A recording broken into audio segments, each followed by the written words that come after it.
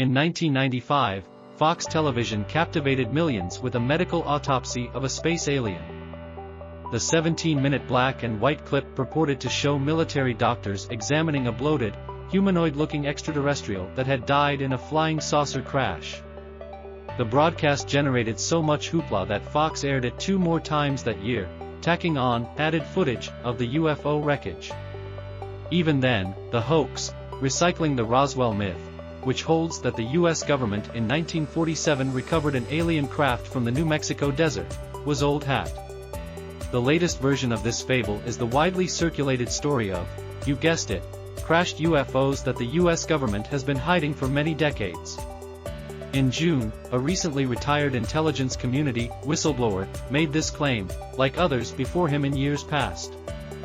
That the latest bombshell landed without any evidence or corroboration has not dampened our feverish enthusiasm. Are we finally ready to admit UFOs are aliens? Asks the Daily Beast in its headline. Americans have a bottomless appetite for this stuff.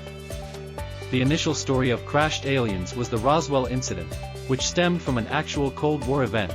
A balloon from a then-secret U.S. military project had fallen near Roswell, New Mexico, just as the flying saucer phenomenon was taking root.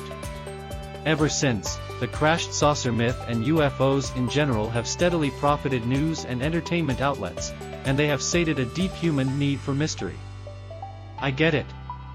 Aliens are cool.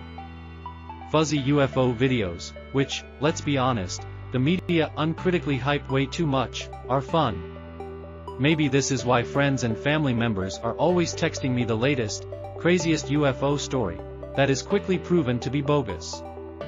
UFOs are so damn entertaining. A quick public service announcement: all this talk for decades about a cosmic Watergate is not amusing to everyone. Some people get really worked up and land in serious legal trouble, others find it a gateway to a toxic, paranoid swamp and entice vulnerable minds to join them. For the most part, the ubiquitous alien icon is now a gimmicky relic from a larger landscape of escapist fantasy, the same terrain that has relegated other faddish subjects, like the Bermuda Triangle and Nessie, to the annals of pseudoscience.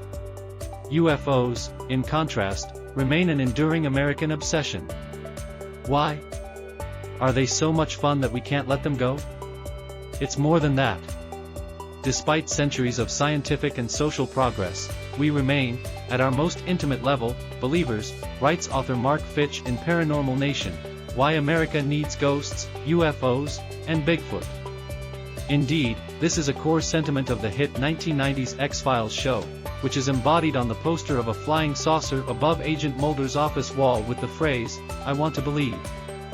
Perhaps it also explains why Scott Brando, a diligent monitor and debunker of phony UFO videos that regularly go viral online, is always playing whack-a-mole.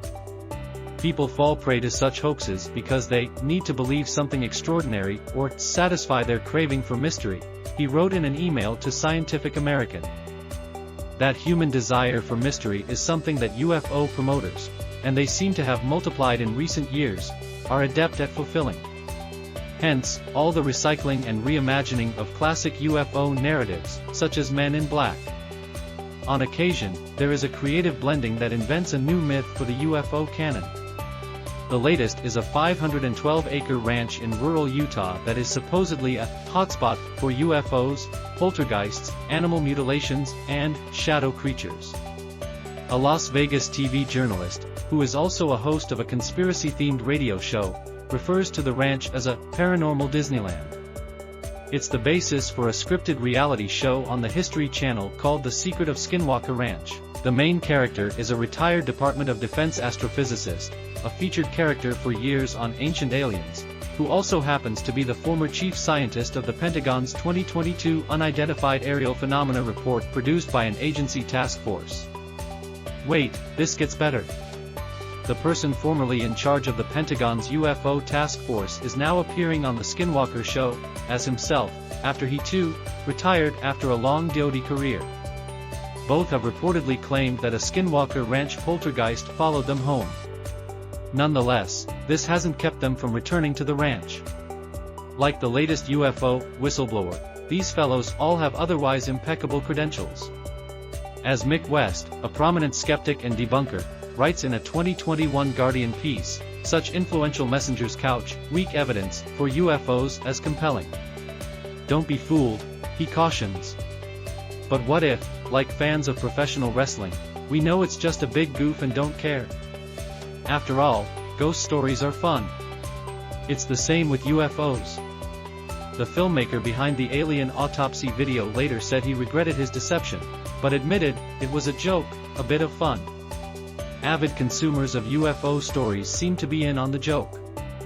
Part of this whole thing is just wonderful bullshit, Adam Frank, an astrophysicist at the University of Rochester, said to me in a recent conversation about the latest wave of UFO mania. It has nothing to do with science, but we all love talking about aliens.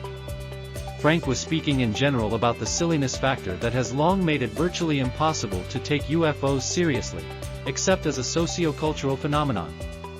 Pop culture needs a consistent diet of this junk food to meet our incessant UFO hunger. Will we ever kick the habit? UFO promoters obviously don't think so. In recent days, the whistleblower has spoken out more to say that the multiple space alien crafts retrieved by the US military are the size of football fields and held by unnamed US defense contractors.